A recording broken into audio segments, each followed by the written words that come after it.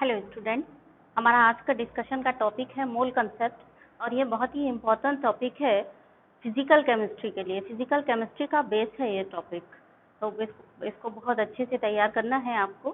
चलिए हम लोग डिस्कस करते हैं। मोल क्या है? A mole is the amount of the substance that contains as many as entities, यानी एंटिटीज का मतलब क्या हुआ, यहाँ पे एटम्स भी हो सकते हैं, मॉलिक्यूल्स और ions. As there are atoms in exactly 12 gram or 0.012 kilogram of the carbon 12 isotope। यानी मोल क्या है? मोल वो अमाउंट किसी भी सब्सटेंस का है जिसमें कितनी एंटिटीज हो, यानी कितने नंबर, एंटिटीज का मतलब हुआ एटम्स, आयन या मॉलिक्यूल, कितने हो 6 पॉइंट, मतलब कितने हो 12 ग्राम कार्बन के बराबर हो। यानी 12 ग्राम कार्बन में जितने एटम्स कार्बन के होते हैं, हर सब्सटेंस का उतना ही अमाउंट कि उसमें उतने ही नंबर ऑफ एटम्स या मॉलिक्यूल्स या आयंस हो जितने कि 12 ग्राम एटम्स में होते हैं। हर सब्सटेंस के उस अमाउंट को मोल कहते हैं। ठीक है, और ऐसे समझिए 1 mole has 6.022 into 10 to the power 23 entities. यानी एक मोल में कितने एटम होंगे, कितने आयन होंगे या कितने मॉलिक्यूल होंगे, वो होंगे 6.022 इंटू 10 टू द पावर 23 के बराबर। These number of entities are called as Avogadro number and is represented by Na। ये जो एंटिटीज का नंबर है यानी 6.022 इंटू 10 टू द पावर 23, इसको एवोगैड्रो नंबर कहते हैं और Na से रिप्रेजेंट करते हैं। या ये समझ लो कि इस संख्या का नाम Na है। जैसे आपका नाम सुरेश, रमेश, महेश है, उसी तरह से ये जो संख्या है, संख्या कितनी 6.022 इंटू 10 टू द पावर 23, इस संख्या का नाम है Na। अब थोड़ा टेढ़ी मेढ़ी भाषा में या केमिस्ट्री की भाषा में थोड़ा सा हट करके सीधी सी बात तो ये है कि एक मोल में उतने एटम्स होते हैं, कितने एटम्स होते हैं 6.022 into 10 to the power 23 atoms के बराबर एटम्स होते हैं। और एक मोल मतलब ये इतने एटम्स कितने में होते हैं, 12 ग्राम कार्बन में इतने एटम्स होते हैं। कार्बन एटम को ही हमने स्टैंडर्ड माना था एटॉमिक मास के लिए और मॉलिक्यूलर मास के लिए। तो कार्बन 12 ग्राम कार्बन एटम में जितने नंबर ऑफ एटम्स होते हैं वो कितनी संख्या होती है, इतनी संख्या होती है, और उस संख्या को हम एक मोल कहते हैं। वही बात यहाँ पर लिखी गई है। A mole is the amount of the substance that contains as many as entities, यानी एटम, मॉलिक्यूल या ion, as there are atoms in exactly 12 gram of the carbon 12 isotope। यानी कार्बन 12 आइसोटोप के 12 ग्राम में जितने एटम, जितने भी atoms होते हैं, उतनी ही संख्या को हम एक मोल कहते हैं। किसी भी सब्सटेंस का वो अमाउंट जिसमें उतने ही एटम्स हो या आयन हो या मॉलिक्यूल हैं, हम उसको क्या कहेंगे, मोल कहेंगे। यानी मोल क्या हो गया, मोल एक संख्या हो गई। ठीक है, और उस संख्या की वैल्यू क्या है, उस संख्या की वैल्यू है 6.022 into 10 to the power 23। 10 to the power 23 का मतलब क्या हुआ, 10 इंटू 10 इंटू 10 इंटू 10 कितने बार लिखा जाए, 23 टाइम्स लिखा जाए। ठीक है, इतने एटम्स या आयंस को हम क्या कहते हैं, एक मोल कहते हैं।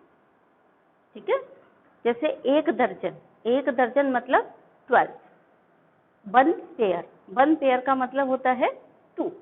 उसी तरह से 1 मोल का मतलब हुआ Na मतलब एवोगैड्रो नंबर, और वो एवोगैड्रो नंबर की वैल्यू क्या है, the value of Avogadro number is 6.022 into 10 to the power 23। कहीं किसी किताब में आपको 6.022 की जगह पे 6.023 भी लिखा मिल सकता है।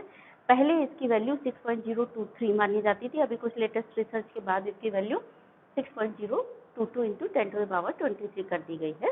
तो 6.023 क्या है, पुरानी वैल्यू है। अभी लेटेस्ट वैल्यू एवोगैड्रो नंबर की ये है। तो दर्जन मतलब 12। हमने कहा कि 1 दर्जन केले ले आओ, तो आप क्या लाओगे हमारे लिए? 12 बनानास लेकर के आओगे। हमने कहा 1 दर्जन आलू लेके आओ, तो आप क्या लाओगे? 1 दर्जन आलू लेकर के आओ। 1 दर्जन पेंसिल लेकर के आओ, तो आप गिन करके कितनी पेंसिल लाओगे? 12 पेंसिल लाओगे। 1 दर्जन डस्टर ले आओ, तो आप गिन करके कितने डस्टर लाओगे?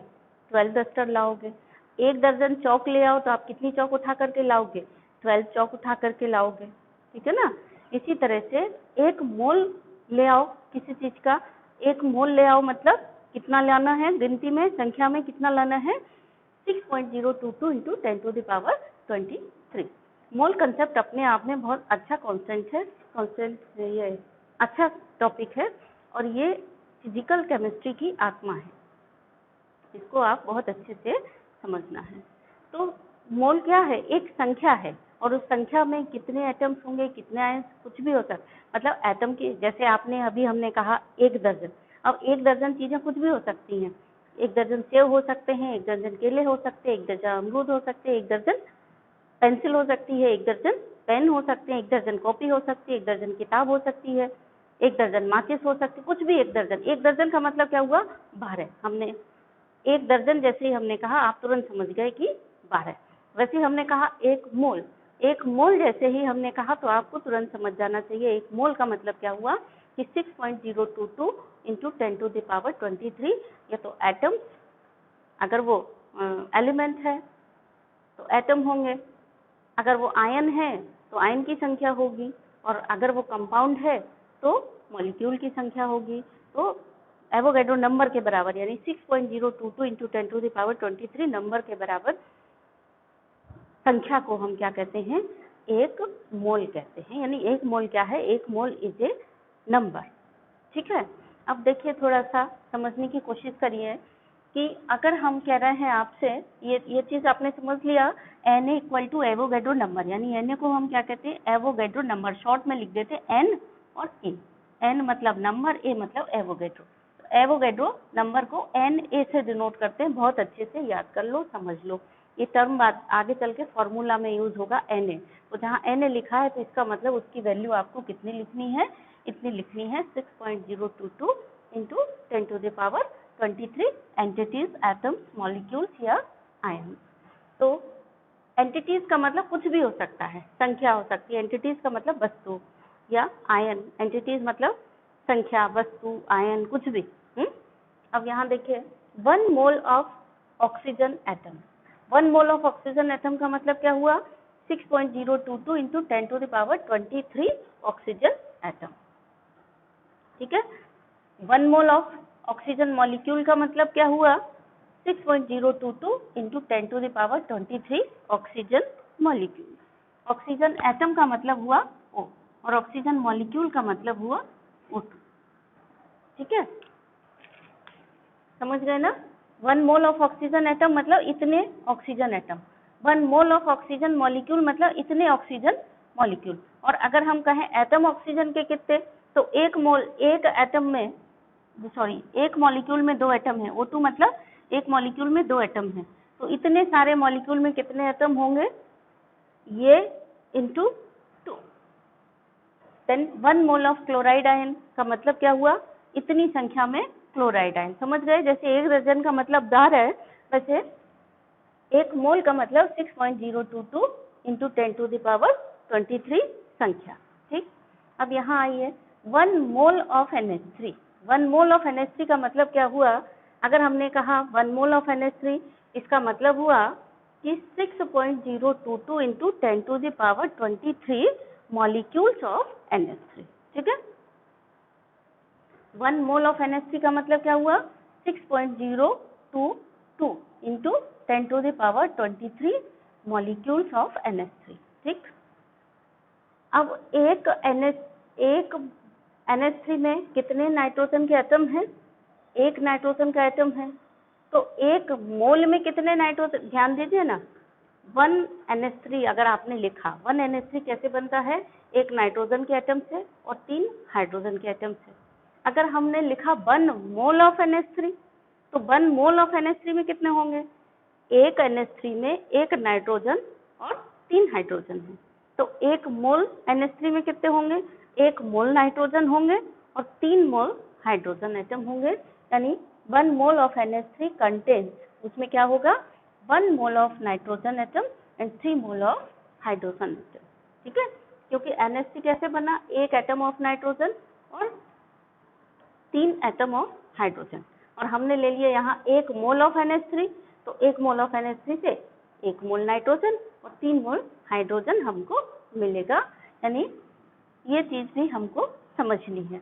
Then 1 mole of glucose, 1 mole of glucose का मतलब क्या हुआ, C6H12O6। ठीक है, ग्लूकोज का होता है फॉर्मूला। तो 1 मोल ऑफ ग्लूकोज का मतलब क्या हुआ कि ग्लूकोज का 1 मोल जब हम लेंगे तो उसमें कार्बन के कितने मोल होंगे, ग्लूकोज के तो हो गए कितने 6.022 इंटू 10⁻23 मॉलिक्यूल्स हो गए। उन 6.023 इंटू 10⁻23 मॉलिक्यूल्स में अगर हम कार्बन एटम के मोल देखें और हाइड्रोजन एटम के मोल देखें और ऑक्सीजन एटम के मोल देखें तो कितने होंगे, ये C6H12O6 ये बता रहा है कि 1 मोल ऑफ ग्लूकोज अगर हम लेंगे तो कार्बन के इसमें 6 मोल हैं, हाइड्रोजन के इसमें 12 मोल हैं और ऑक्सीजन के इसमें 6 मोल हैं। ठीक है, वही लिखा है contains 6 mole of carbon, 6 moles of oxygen and 12 moles of hydrogen. Then next one है, नोट इसको थोड़ा ध्यान से देखिए, 1 mole of different substance has different mass. हर सब्सटेंस के 1 मोल का मास डिफरेंट होगा। इसको आप ऐसे समझ लीजिए, जैसे 1 दर्जन केले, 1 दर्जन केले मतलब आपका इतना बड़ा गुच्छा होगा, कम से कम 1 किलो का होगा, और हमने कहा 1 दर्जन अंगूर, तो 1 दर्जन अंगूर का आप 12 गिनोगे, 12 के 1 दर्जन केले मतलब 12 केले, और 1 दर्जन अंगूर मतलब 12 अंगूर।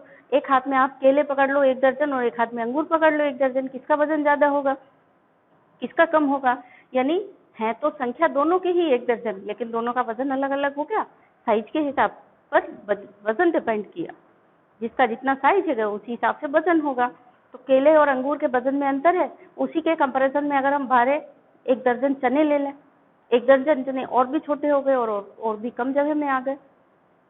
ठीक है ना, तो यहाँ पे ऐसे आपको ध्यान रखना है कि 1 मोल ऑफ, ये क्या है, 1 mole of different substance has different masses, यानी अलग अलग सब्सटेंस के 1 मोल का मास अलग अलग हो सकता है, बिल्कुल हो सकता है। एटम के या मॉलिक्यूल के साइज के ऊपर डिपेंड करेगा, अगर साइज बड़ा है तो उसका मास ज़्यादा होगा, साइज छोटा है तो उसका मास कम होगा। हर सब्सटेंस के 1 मोल का मास अलग अलग होगा। जैसे 1 दर्जन में बहुत सारे सब्सटेंस लेते हो आप, 1 दर्जन कापी और 1 दर्जन पेन, 1 दर्जन कापी का वजन अलग हो सकता है और 1 दर्जन पेन का वजन अलग हो सकता है, क्योंकि दोनों का साइज और शेप वॉल्यूम में अंतर है। ठीक है ना, ऐसे आपने लिए 1 दर्जन डस्टर और 1 दर्जन चौक, तो 1 दर्जन डस्टर का वजन डिफरेंट होगा देन 1 दर्जन चौक के, जबकि हैं सभी 1 दर्जन। हाँ, संख्या में सभी बराबर हैं लेकिन वजन में सब अलग अलग हो गए। वैसा ही इधर है कि 1 मोल का मतलब संख्या में कितनी भी चीजें आप ले लो, 1 मोल का मतलब 6.022 इंटू 10⁻23, यानी संख्या में वो सब बराबर होंगी लेकिन उनके मास अलग अलग होंगे, डिफरेंट मास होंगे। ठीक है, then 1 mole of Cl2 gas, एक यहाँ से देखो 1 mole of NH3, 1 mole of NH3 का मतलब हुआ 17 ग्राम ऑफ NH3, यानी molar mass of NH3। Molar mass निकाला था ना, मोल का मास मतलब मोलर मास, और एटॉमिक मास मतलब एक एटम का मास, या मॉलिक्यूलर मास मतलब एक मॉलिक्यूल का मास। और 1 मोल NH3 का मतलब 1 मोल NH3 का मास मतलब उसी को हम दूसरी भाषा में कह सकते हैं मोलर मास। ठीक है, तो 1 मोल ऑफ NH3 का वजन मास कितना होगा, यह हम कैसे निकालते हैं, N यानी एक नाइट्रोजन एटम का एटॉमिक मास प्लस 3H, तो ये हो गया नाइट्रोजन का 14 प्लस 3 इंटू 1 दैट इज 70। अगर हम मोल का मास निकाल रहे हैं तो हम लिखेंगे ग्राम, अगर हम मॉलिक्यूल का मास निकाल रहे हैं तो हम उसे लिखेंगे U। एक ही चीज है, न्यूमेरिकल वैल्यू दोनों में सेम है, 17 ग्राम और वो हो गया 17 U। किसी दिन हम लोग डिस्कस करेंगे कि ये 70 ग्राम कैसे आया कैलकुलेट करके अलग से खाली पीरियड में। तो अभी बस आप ये समझो मोलर मास का मतलब ग्राम में लिखेंगे उसको, और अगर मॉलिक्यूलर मास लिख रहे हो, मॉलिक्यूलर मास यानी मॉलिक्यूल का मास, तब हम उसको काय में लिखेंगे, यू यानी यूनिफाइड यूनिट में लिखेंगे। संख्या बराबर होगी 17 यू मतलब अमोनिया के एक मॉलिक्यूल का मास, और 17 ग्राम मतलब अमोनिया का मोलर मास। मोलर मास मतलब एक मोल अमोनिया का मास। एक मोल अमोनिया का मास मतलब एक मोल में अमोनिया के कितने मॉलिक्यूल होंगे, तो 17 ग्राम का मतलब हुआ एवोगैड्रो नंबर के बराबर अमोनिया के मॉलिक्यूल्स का मास। उसको हम क्या कहेंगे, 17 ग्राम यानी मोलर मास। ठीक है, यानी ग्राम पर मोल, ग्राम पर मोल मतलब एक मोल का वजन। ठीक, एक मोल मतलब 6.022 इंटू 10⁻23 अमोनिया का मास। देन नेक्स्ट है 1 mole of Cl2 gas. 1 mole of Cl2 gas क्या होगी, is equal to 71 gram of NH3। तो Cl2 गैस के लिए हम देखेंगे तो Cl2 गैस कैसे बनती है। Cl2 गैस में क्या होता है, Cl2 इक्वल टू हुआ 2 इंटू Cl यानी 2 Cl, तो 2 इंटू 35.5, ये क्या काय के बराबर हो गया, 71 के बराबर हो गया। अगर 1 मोल Cl2 है तो 1 मोल Cl2 का मास हो गया 71 ग्राम। लेकिन अगर 1 मॉलिक्यूल ऑफ CO2 है तो उसका वजन हो गया कितना, 71 यू। मोलर मास यानी 1 मोल का मास मॉलिक्यूलर मास से बहुत ज़्यादा होगा, हमेशा ध्यान रखिए। क्यों होगा, क्योंकि मॉलिक्यूलर मास मतलब एक मॉलिक्यूल का मास, सिर्फ एक मॉलिक्यूल का मास, और मोलर मास मतलब 1 मोल क्लोरीन के एटम्स का मास। 1 मोल क्लोरीन के एटम का मास, 1 मोल क्लोरीन के मॉलिक्यूल्स का मास। 1 मोल क्लोरीन मतलब 6.022 इंटू 10⁻23 मॉलिक्यूल्स ऑफ क्लोरीन का मास। तो इस तरह से मोलर मास और मॉलिक्यूलर मास में बहुत बड़ा डिफरेंस होता है, उसको आपको याद रखना है। ठीक, देन नेक्स्ट वन है आपका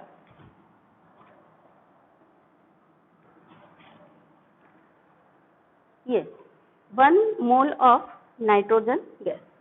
नाइट्रोजन गैस का मतलब क्या होता है, N2। तो 1 मोल ऑफ नाइट्रोजन गैस का मास क्या हो गया, 28 ग्राम। N2 का मतलब 14 + 14, 2 इंटू N। ठीक है, 28। और मोल का निकाल रहे हो मास तो उसको क्या लिखोगे, ग्राम में, और मॉलिक्यूल का मास लिखोगे, एक मॉलिक्यूल का मास, तो 28 यू। इसी तरह से 1 मोल ऑफ ग्लूकोज।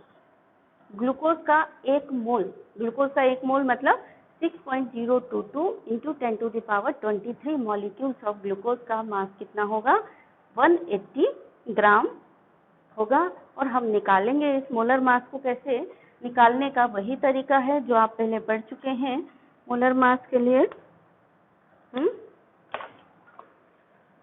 क्या, C6H12O6।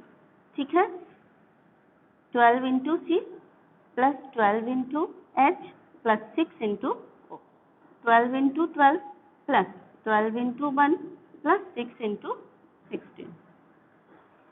ठीक है, तो इन सब को टोटल करोगे जब आप तो 180 की संख्या आएगी। अब अगर आप इसका मोलर मास निकाल रहे हो, मोलर मास मतलब 6.022 इंटू 10⁻23 मॉलिक्यूल्स का मास, यानी एवोगैड्रो नंबर के बराबर ग्लूकोज मॉलिक्यूल्स का मास, तो वो होगा ग्राम में। ये क्या होगा, मोलर मास, या हम इसको कह सकते हैं ग्राम मोलर मास। ग्राम मोलर मास या मोलर मास। तो मोलर मास में और मॉलिक्यूलर मास में अब आपको अंतर बहुत अच्छे से समझ में आ गया होगा। मॉलिक्यूलर मास और मोलर मास को सब लोग एक ही समझते हैं क्योंकि संख्या एक ही आती है। मॉलिक्यूलर मास, ये ग्राम मोलर मास मतलब 180 ग्राम, और अगर हम कहें मॉलिक्यूलर मास तो वहाँ भी संख्या उतनी आ रही है, 180। तो बच्चे ज़्यादातर ये समझते हैं कि मोलर मास यानी ग्राम मोलर मास और मॉलिक्यूलर मास एक ही बात होती है। तो इस उसमें बहुत बड़ा अंतर है, जमीन आसमान का अंतर है। आप समझ लो इतना अंतर है जैसे एक बालू का कण और एक बड़ी सी ईंट, दोनों के वजन अलग अलग होंगे, वैसे ही एक मॉलिक्यूलर मास मतलब 180 यू यूनिफाइड यूनिट, ये होगी 10⁻⁻27 ग्राम में होगा, ठीक है, के लगभग वहां जाकर के। और ये कितना है, ये 180 ग्राम है। वो बहुत छोटी यूनिट है मॉलिक्यूलर मास की या एटॉमिक मास की, लेकिन ग्राम एटॉमिक मास होगा तो वो भी मोलर मास, यानी एक मोल का ग्राम एटॉमिक मास होता है और एक ही मोल का वजन क्या होता है 180। ये जो भी है ग्लूकोज है उसका 180, ठीक है, आपको समझ आ रहा होगा। तो हमने यहाँ पे सारे ग्राम मॉलिक्यूलर मास वाले लिए थे। चलिए हम एक एग्जाम्पल अगर ले लेते हैं कि 1 मोल ऑफ ऑक्सीजन एटम का मतलब क्या होगा, एक ऑक्सीजन एटम का मास कितना होता है 16 ग्राम ऑक्सीजन, ठीक है, एटम, ठीक है। एक मोल ऑफ ऑक्सीजन एटम का मतलब हुआ 16 ग्राम ऑक्सीजन एटम, या हम इसको कह सकते हैं 16 gram atomic mass. Gram atomic, अगर हमने कहा एक मोल का, देखिए अंतर दोनों में समझिए, एक मोल ऑफ ऑक्सीजन एटम का मतलब हुआ एक मोल का वजन कितना हुआ, तो वो 16 ग्राम। 16 ग्राम मतलब एवोगैड्रो नंबर के बराबर जब हम ऑक्सीजन एटम लेंगे तो उनका वजन 16 ग्राम होगा।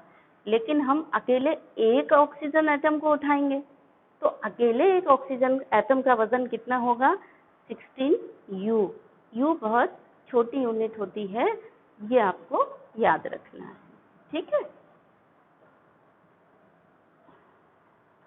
फिर ये देखिए मोल concept in ionic compound. Ionic compound में मोल कंसेप्ट किस तरह से काम करता है, 1 mole of ionic compound represents 1 mole of, 1 मोल मतलब 6.022 into 10⁻23 formula units of the compound. यानी एक मोल आयनिक कंपाउंड अगर हमने लिया, इसका मतलब हमने उस आयनिक कंपाउंड की एवोगैड्रो नंबर के बराबर फॉर्मूला यूनिट्स ले ली। जैसे एक मोल NaCl का मतलब हुआ एवोगैड्रो नंबर के बराबर NaCl। 1 mole of sodium chloride का मतलब हुआ 6.022 into 10⁻23 NaCl यूनिट। लेकिन उन NaCl यूनिट्स में सोडियम कितने होंगे, सोडियम भी 1 मोल है और क्लोरीन भी 1 मोल है, तो सोडियम के आयन की संख्या कितनी होगी, एवोगैड्रो नंबर के बराबर आयन होंगे 6.022 into 10⁻23 Na प्लस, और Cl माइनस कितने होंगे, ये भी उतने ही होंगे 6.022 into 10⁻23